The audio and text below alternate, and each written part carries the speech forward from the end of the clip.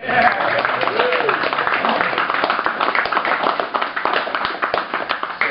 think out of all the webcasts, this has got to be my favorite to have. I've known Junior for a while, and he's shown me quite a bit. So I'm very happy to have him here today. I want to take the time to introduce the band. We have Kenny Huff on bass. And Johnny Mingus on drums. Suntan Johnny Mingus, by the way. Fantasy Island, man. So anyway, I want to get started here.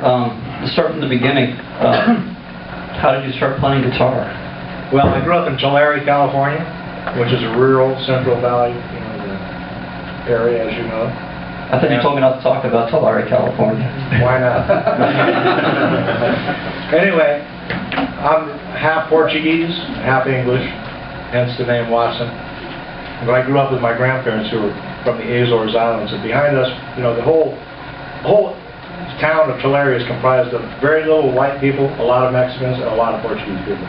So my buddies were all Mexican. Paul Trujillo grew up in the back, basically my backyard, right across from the alley, and I'd always hear these guys playing. There was a band called the Gaylords, which is not a kosher name nowadays, but they were big time stuff. The Gaylords, right? They were a fantastic band, and I was a little kid riding my bicycle, probably 11, 12 years old, and I hear these guys, and I go, man, that is tough.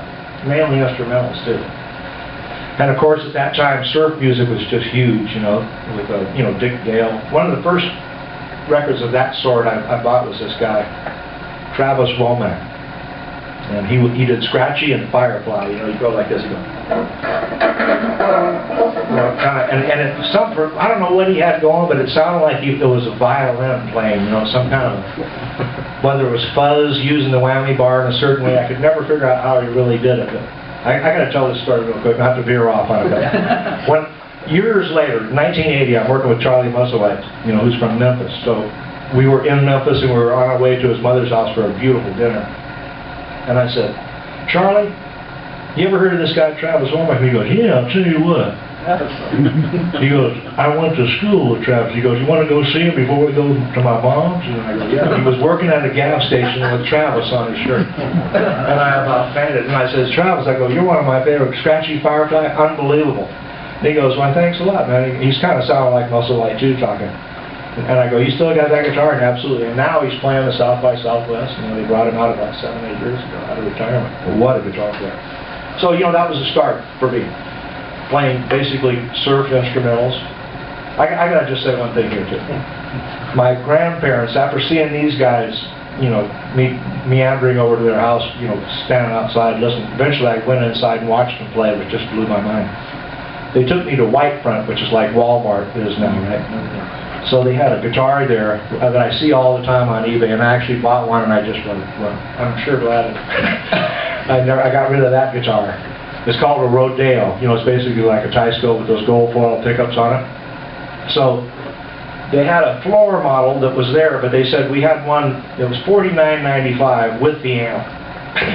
With a little cardboard amp, So my grandma, she says, is that the one you like? And so they gave me the box, right? So I didn't look in there. When I got home, there was only 2 strings on it. So I sat in the living room, and here's the first song, and they thought I was a genius, because I go...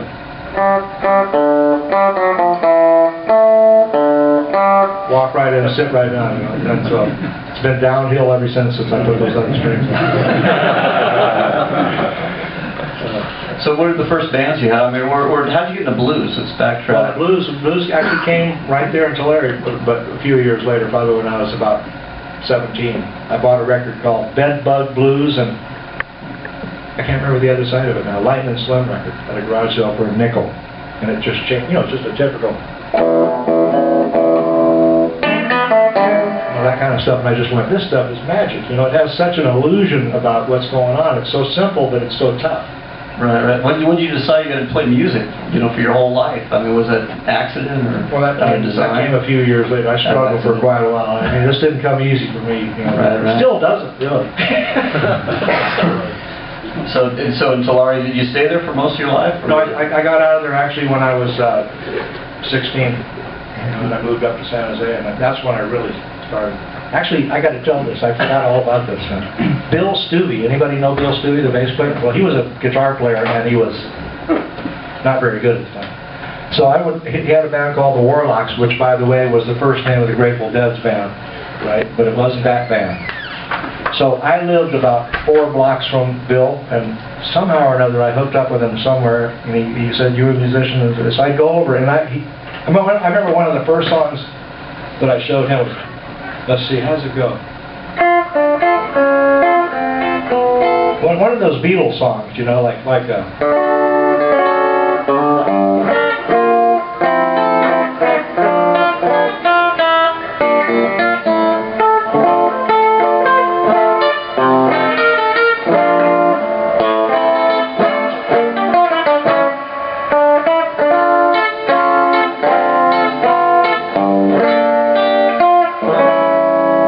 something like that, but you know, but the real song, you know.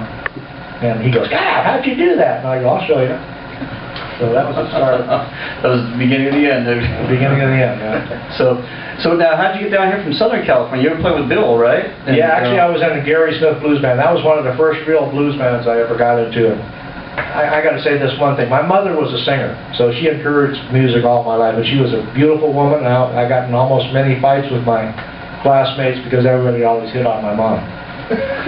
Evie Watson, she worked at 17 West in San Jose for about 15 years, and she was always on TV, and she made her own gowns, and she was beautiful, right? So, what was the question again?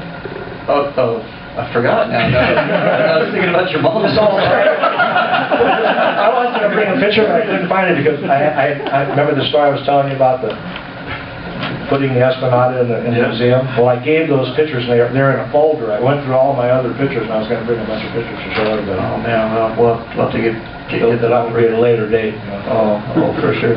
So you end up in San Jose. You're playing with your first blues band. And I know that's what I was talking about, Gary Smith. So Gary Smith band, it was like going to Mars, going over to that house, because there was Steve Gomes. Anybody know Steve Gomes?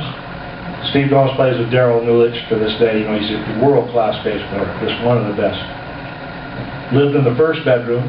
Gary Smith lived in the back bedroom. All records in both those bedrooms. And I had a mattress that I put out on the back porch and pull in the house at night and sleep in the living room. And I mean, we were dirt poor, man. I mean, you know, we were eating, you know, bread sandwiches with cayenne pepper on them. Sometimes, you know. I think the band's made, when I first started playing with that band, we made $15 a night, but $15 would last you all week. You could live like a king back then. Gas was 27 cents a gallon. And bread was cheap, and pepper and salt and stuff. You know. Sleep on the floor. You had the whole band in one car with you. That's right. So who are the guys you listen to? Let's talk about some of the guys that started forming. You know, you start playing blues, I mean, you know. Well, okay, let me just back up for a second. Gary's band was kind of an all-purpose blues band. We did, you know, we backed up everybody in the Bay Area. Lowell Fulson, Otis Rush, you name it, man. So it was really beautiful learning experience right there, but it wasn't concentrated on one style. We did, you know, West Side Chicago stuff. We did Chicago blues. We did Excello blues. You know, it was like all gamuts of it. So it wasn't like when I eventually came down to LA, I worked with Rod Piazza, it was just one way, and that was Little Walter. So I said, how am I going to solo to these Little Walter records? Because there are no solos on a Little Walter record. There might be, you know, Tucker going, you know, that's about it. Some little fill like that. And I go, but it's a double shuffle with a backbeat, or a double shuffle, which is not your typical, or at that time it was not the typical guitar group to play to. So, being the investigator that I am into everything, I just went to every record meet, garage sale, and I discovered through Luther Tucker, Tiny Grimes. That was the opening of the door to the whole thing. There's your double shuffle. Where you guys like it?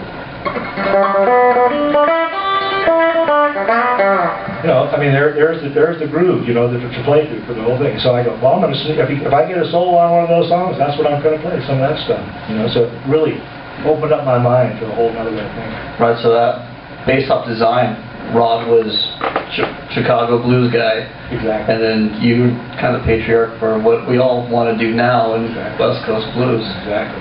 just because you missed, well, thank you. You had to come up with something to play that kind of stuff. I mean, you couldn't play the regular, typical, Freddie King licks to it.